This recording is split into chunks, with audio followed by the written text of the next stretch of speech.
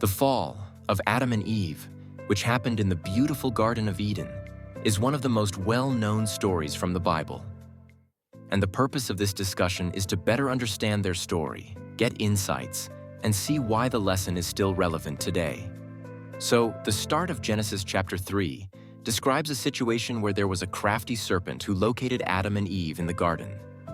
Then, the serpent went to Eve and got his chance to talk to her.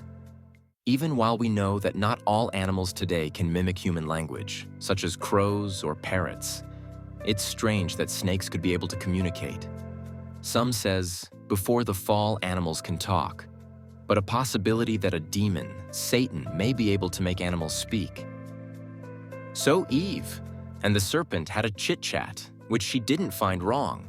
Rather, she replied by quoting what God instructed to them. Then the snake replied, sounding like there are no consequences if they consume from the tree God told them not to. He also used God's name. From Genesis 3 verse 5 says, "For God knows that when you eat of it, your eyes will be opened, and you will be like God, knowing good and evil."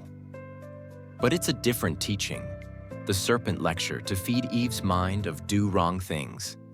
The truth is, written in Genesis 1 verse 27, "So God created man in his own image. In the image of God he created him.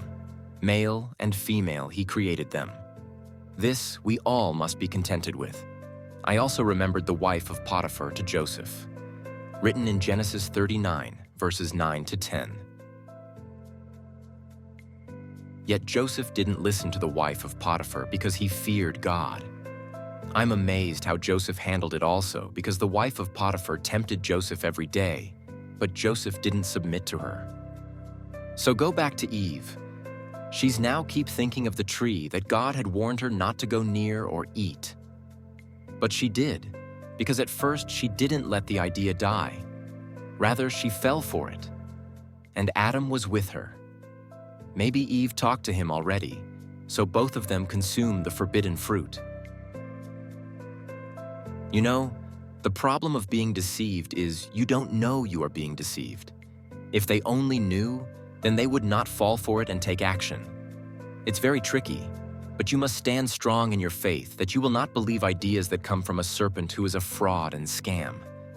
Might be a talking serpent is mesmerizing, but mesmerizing or not, it must be analyzed if it's really God's will or not.